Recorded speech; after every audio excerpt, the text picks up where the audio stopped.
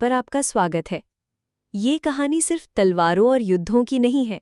ये कहानी है उस मोड़ की जब भारत की जमीन पर पहली बार बाहरी ताकतों ने अपनी स्थायी पकड़ बनाई। अरबों की आहट, गजनवी की लूट और गौरी की सत्ता, यही है हमारा आज का सफर। भारतीय इतिहास के एक अहम बल्कि काफी दिलचस्प दौर को देख रहे हैं। हाँ, वो दौर जब भारत पर शुरुआती मुस्लिम आक्रमण हुए। बिल्कुल। और हमारे पास जो स्रोत है वो खास तौर पर अरब, गजनवी और फिर गौरी आक्रमणों के बारे में बताते हैं। सही। तो आज कोशिश रहेगी कि इन स्रोतों के आधार पर समझें कि मुख्य घटनाएं क्या थीं, कौन लोग शामिल थे और असर क्या पड़ा। चलिए शुरू करते हैं। तो पहला संपर्क, जैसा कि हम जानते हैं, वो तो मालाबार तट पर अरब व्यापारियों से हुआ था। हाँ, वो व्यापारिक संपर्क था, लेकिन अगर सैन्य हमले की बात करें तो स्रोत बताते हैं 712 ईस्वी मोहम्मद बिन कासिम सिंध पर। हाँ, सिंध पर। उस वक्त वहाँ राजा दाहिर का शासन था। कासिम ने उन्हें हराया। और इसका जिक्र चचनामा में मिलता है ना, जो मूल अरबी में थी। बिल्कुल। और दिलचस्प बात यह है कि इन स्रोतों में हथियारों का भी जिक्र है। अरबों ने नाफ्ता मतलब आग फेंकने वाला कुछ, हाँ, और मंजनीक भी, पत्थर फेंकने वाली मशीनें। सही, उस जमाने के हिसाब से उन्नत तकनीक थी ये। लेकिन फिर भी इतिहासकार लेन पूल ने इसे एक परिणाम रहित विजय कहा। ऐसा क्यों? मतलब सिंध तक ही सीमित रहा क्या असर? अच्छा सवाल है। शायद लेनपुल का इशारा ये था कि ये विजय सिंध में तो हुई, पर इसने फौरन पूरे भारत का नक्शा नहीं बदल दिया। अच्छा। हालांकि मुल्तान को स्वर्ण ग्रह कहा गया, शायद वहाँ दौलत बहुत थी। हाँ, मुल्तान की समृद्धि का जिक्र आता है, लेकिन इसके बाद तस्वीर बदलती है महमूद गजनवी के साथ। महमूद गजनवी, 17 हमले, स्रोत तो यही कहते हैं। हाँ, 17 हमले। और उसका मुख्य मकसद, जैसा कि स्रोत बताते हैं, धन लूटना था। सोमनाथ मंदिर की लूट तो सबसे ज्यादा जानी जाती है। बिल्कुल। उसने जयपाल, आनंदपाल जैसे शासकों को भी हराया। पर गजनवी के साथ एक और बहुत जरूरी बात जुड़ी है। अल बिरूनी। हाँ, अल बिरूनी का भारत आना। वो कोई आम दरबारी नहीं था। सोचिए, 11वीं सदी में मध्य एशिया से आकर संस्कृत सीखना और पुराणों का अध्ययन करना। सही। और फिर किताबुल हिंद लिखना, उस वक्त के भारत पर एक बाहरी लेकिन गहरी नजर। उसने लिखा भी है कि हिंदुओं को लगता था कि उनके देश जैसा कोई देश नहीं, उनके विज्ञान जैसा कोई विज्ञान नहीं। हाँ, ये उस समय के समाज की मानसिकता पर एक, कह सकते हैं, टिप्पणी है। आत्मविश्वास या शायद कुछ हद तक अलगाव भी दिखाता है। गजनी के हमलों का एक स्थायी नतीजा क्या रहा? एक नतीजा तो साफ था, पंजाब का उसके शासन में विलय हो जाना। और वो सिक्कों वाली बात भी दिलचस्प है।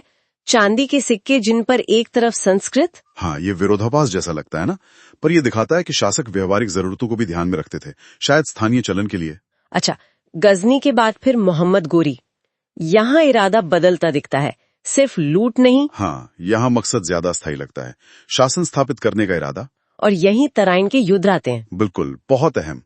पहला युद्ध 1191 में गौरी हार गया पृथ्वीराज चौहान से। लेकिन अगले ही साल 1192। हाँ, 1192 में दूसरे युद्ध में गोरी जीत गया, और इस जीत को अक्सर भारत में मुस्लिम शक्ति की स्थापना का निर्णायक मोड़ माना जाता है। फिर 1194 में चंदावर का युद्ध भी हुआ, जिसमें जयचंद को हराया। सही। और एक और अजीब बात, गौरी के कुछ सिक्कों पर देवी लक्ष्मी की आकृति। हाँ, ये बातें इतिहास को और ज्यादा परतदार बनाती हैं, दिखाती हैं कि चीजें सीधी सापाट नहीं थी। बाद में तो गौरी की हत्या हो गई थी खोखरों द्वारा। हाँ, लेकिन उसकी नींव रखी जा चुकी थी। उसके सेनापति सक्रिय रहे, जैसे बख्तियार खिलजी ने पूर्व में बंगाल बिहार जीता और नालंदा महाविहार को नष्ट किया, जिसका जिक्र आता है। हाँ, उसका भी जिक्र है। और गौरी ने ही कुतुबुद्दीन ऐबक को पहला इक्ता दिया था, मतलब एक प्रशासनिक अनुदान, जो बाद में दिल्ली सल्तनत का पहला सुल्तान बना। बिल्कुल। तो फिर सवाल उठता है कि ये जो तुर्क आक्रमण हुए, इनकी सफलता के पीछे स्रोत क्या वजह बताते हैं? देखिए, स्रोत कई चीजों की तरफ इशारा करते हैं। एक तो साफ है, उस वक्त उत्तर भारत के शासकों में राजनीतिक एकता की भारी कमी थी, सब आपस में ही उलझे रहते थे।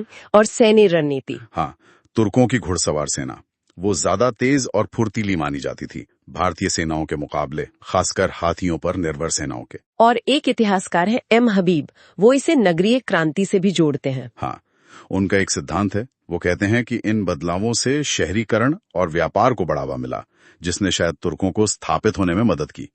हालांकि ये अपने आप में एक अलग बहस का विषय है। तो अगर हम सार देखें तो ये स्रोत यही दिखा रहे हैं कि कैसे शुरुआती हमले जो शायद धन या सीमित जीत के लिए थे, जैसे अरबों का सिंध पर या गजनवी के छापे, हाँ, वो धीरे धीरे एक स्थायी शासन स्थापित करने की कोशिश में बदल गए, जैसा गोरी के साथ हुआ। बिल्कुल, इसमें राजनीतिक बिखराव ने भी भूमिका निभाई और सैन्य ताकत ने भी। तो यहाँ एक विचार के साथ छोड़ते हैं श्रोताओं को, ये हमले सिर्फ राजनीतिक नक्शा नहीं बदल रहे थे। नहीं, बिल्कुल नहीं।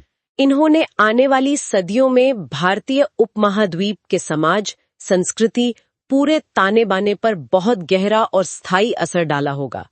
सोचने वाली बात है कि कैसे धन या जमीन जीतने के इरादे से शुरू हुई चीजें आखिरकार एक बड़े साम्राज्य की नींव बन गई, जिसके असर की परतें आज भी खुलती रहती हैं।